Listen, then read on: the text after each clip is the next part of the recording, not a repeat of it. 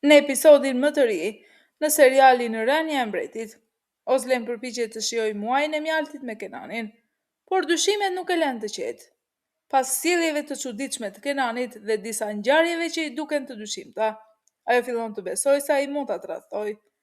Frika dhe pasiguria e bën ta ndjek çdo lëvizje të tij, duke u përpjekur të zbulojë të vërtetën. Nga ana tjetër, Kenan sillet me shumë kujdes dhe arrin të manipulojë situatën. Ai e binte Ozlemin të qëndrojë në hotel, ndërsa gjen një justifikim për t'u larguar. Në vend që të kaloj kohë me bashkëshorten e tij, Kenan shkon fshehtas të takojë Handanin, duke i shtuar edhe më shumë mister dhe tension ngjarjeve. A do të kuptojë Ozlem se çfarë po ndodh në të vërtetë, apo Kenan do të vazhdojë të mashtrojë? Pasi vëren se ai nuk është askund, Ozlem e pret Kenanin përpara derës së hotelit, pasi dyshimet e saj janë shtuar edhe më shumë. Kur ai kthehet, Ozlem e pyet menjëherë se ku kishte qenë. Kenan përpiqet ta qetësojë situatën duke i thënë se kishte dalë për një shëtitje, sepse nuk i pëlqeu masazhi dhe ishte i mërzitur.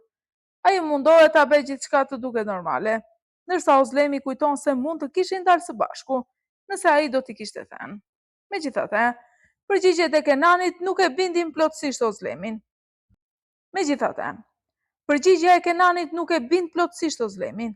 Ai vazhdon të shpik justifikime dhe të manipuloj bisedën për të fshehur faktin se ishte larguar për të takuar Handanin, edhe pse përpiqet të ruajë qetësinë dhe të mos ngjall dyshime. Sjellja e tij bëhet gjithnjë edhe me dyshimt, ndërsa Ozlem fillon të kuptojë se diçka nuk shkon. A do të arrijë Ozlem të zbulojë të vërtetën pas gënjeshtrave të Kenanit, apo ai do të vazhdojë të mashtrojë? Ndërsa në këtë skenë, Neslian shkon të vizitojë Handanin, por sa po mbërrin pranë shtëpisë së saj, dëgjon nga komshinët se Handani ishte parë pak më parë në shoqërinë e një burri. Ky lajm e bën edhe më dyshuese dhe ajo vendos të përballet menjëherë me të. Neslian e pyet drejt për drejt nëse burri që e kishte shoqëruar ishte Kenani. Handan e mohon kategorikisht dhe përpiqet ta bindë se nuk ka asgjë mes tyre. Megjithatë, Neslian nuk është e bindur dhe i kujton se Kenan ka sjell vetëm probleme në jetën e saj. Neslian i jep një këshill të prerë Handanit, të mos e pranojë me Kenanin në jetën e saj dhe të mos i dëgjojë justifikimet apo premtimet e tij. Sipas saj, çdo takim me të, vetëm sa do ta lëndojë edhe më shumë. A do ta dëgjojë Handani këtë këshill, apo ndjenjat e saj për Kenanin do ta bëjnë të marrë një tjetër vendim? Ndërsa në këtë skenë tensioni arrin kulmin, pasi Ozlem zbulon në xhepin e Kenanit një kartë me adresën e dhomës së hotelit të Gozdes, e mbushur me zemërim dhe dyshime. Ajo shkon menjëherë në agjensinë ku punon Gozde dhe i kërkon llogari para të gjithëve. Ozlem e akuzon se ka një lidhje me burrin e saj dhe nuk pranon ta dëgjojë asnjë shpjegim. Gozde pranon se kartën ja kishte dhënë vetë Kenanit, por këmbgulse mes tyre nuk ka ndodhur asgjë. Ajo shpjegon se Kenan nuk kishte shkuar fare në hotel atë natë dhe i kërkon Ozlemit të verifikojë gjithçka. Por kjo e fundit nuk i beson asnjë fjalë. E verbuar nga xhelozia dhe zemërimi, Ozlem e kërcënon Gozden se do t'ia shkatërrojë karrierën dhe do të ndërpresë çdo bashkëpunim të saj. Kur situata duket se po qetësohet, Gozde vendos të mos heshtme. Ajo i kthen përgjigje Ozlemit me një akuzë tronditse, duke i kujtuar se edhe vetë ajo dikur kishte rrëmbyer bashkëshortin e shoqes së saj më të ngushtë. Këto fjalë lën Ozlemin të shtangur dhe e bën të reagojë ashpër në këtë përballje. Ndërsa të gjithë besojnë se Kenan po përpiqet të vazhdojë jetën e tij, ai nuk arrin të largojë Handanin nga mendja, i pushtuar nga xhelozia dhe dëshira për ta mbajtur nën kontroll. Ai shkon fshehtas poshtë shtëpisë së saj për ta vëzhguar. Qëllimi i tij është të sigurohet se Handan nuk ka nisur një lidhje të re dhe se në jetën e saj nuk ka hyrë askënd tjetër. Nga dritarja, Handan e vëren se Kenan ndodhet jashtë dhe kupton se ai po e ndjek, edhe pas asaj që ka ndodhur. Megjithatë, ajo zgjedh të mos reagojë, duke treguar se nuk dëshiron t'i jap asnjë shpresë apo mundësi për t'u afruar sërish. A do të pranoj Kenan se Handan po e mbyll përfundimisht këtë kapitull, apo do të vazhdoj ta ndjek dhe ta kontrolloj? Por Kenan nuk dorëzohet. Ai shkon te shtëpia e Handanit dhe i lutet vazhdimisht që t'ia hap derën.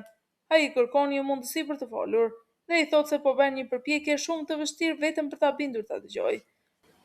Megjithatë, Handan mbetet e vendosur dhe i kërkon të largohet, duke i bërë të qartë se nuk dëshiron që ai të shkojë me te dera e saj apo të vendosë në një situatë edhe më të vështirë. Gjatë bisedës, Kenan përmend varsen që i kishte dhuruar më parë. dhe përpiqet ta bindë se ajo ende ka rëndësi për te. Handan pranon se dhurata i kishte pëlqyer, por kjo nuk ndryshon vendimin e saj. Ajo nuk është e gatshme t'i jap një tjetër shans dhe refuzon t'i jap derën, pavarësisht këmbguljes së tij. Kur Kenan nuk pranon të largohet dhe vazhdon të presë para derës, papritur dëgohet zilja. Handan habitet dhe pyet se kush ka ardhur, ndërsa Kenan mbetet po aq i befasuar.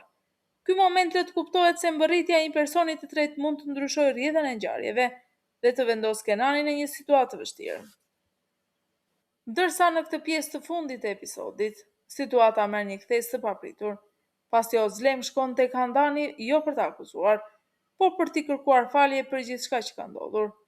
Me shumë dhimbje dhe pendes, Ozlem pranon se fjalët dhe veprimet e saj e kanë lënduar Handanin dhe se tashmë po përballet me pasojat e zgjedhjeve të saj. Gjatë bisedës, Ozlem rrëfen se nuk po gjen me qetësi, se ndihet e rënduar nga faji dhe se çdo gjë që Handani kishte parashikuar është kthyer në realitet. Ajo pranon se e ka humbur besimin, qetësinë dhe lumturinë e saj, ndërsa i kërkon Handani ta falë dhe ta ndihmojë të çlirohet nga kjo dhimbje. Por Handani nuk e fal lehtë atë që ka ndodhur. Ajo i kujton Ozlemit se dikur e kishte paralajmëruar për pasojat dhe se tani është tepër vonë për t'i kthyer gjërat si më parë. Pavarësisht dhimbjes, Handan qëndron e fortë dhe i tregon se disa plak nuk shërohen vetëm me një kërkim faljeje. Në fund të bisedës, Ozlem largohet e tronditur, pas largimit të saj del Kenani, i cili kishte qenë pranë dhe kishte dëgjuar gjithçka. Handan duke mos dashur të hapë më plagët e së kaluarës, i kërkon edhe Kenanit të largohet dhe të mos e shqetësojë më. Ajo i kujton se çdo vuajtje dhe dhimbje që po kalon ajo dhe ish shoqja e saj Ozlemi, është si pasojë e gabimeve të tij.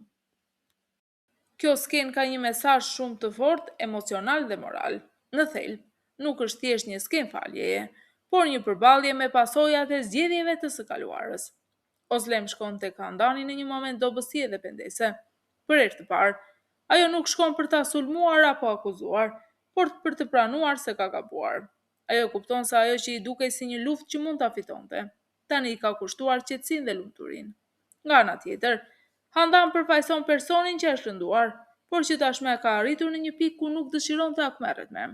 Ajo e dëgjon Ozlemin, por nuk mund ta fshijë atë që ka ndodhur vetëm sepse tani vjen një kërkim faljeje. Pjesa më e fortë është se Handani dikur e kishte paralajmëruar Ozlemin se do t'i vinte një ditë kur gjithçka do të kthehej kundër saj. Tani ajo ditë ka ardhur. Ozlem e kupton se humbja e besimit dhe e qetësisë nuk mund të rikthehet lehtësisht. Mesazhi kryesor i kësaj skene: jo çdo gabim mund të korrigjohet kur njeriu më në fund kupton se ka gabuar. Ndonjëherë falja mund të kërkohet, por nuk mund të imponohet. Dhe pendesa nuk do të thotë domosdoshmërisht se personi i lënduar duhet të t'i jap një mundësi të dytë. Sepse të falësh dikë nuk do të thotë ta lejosh të rikthehet në jetën tënde. Ndonjëherë falja më e madhe është të largohesh dhe të zgjedhësh paqen tënde.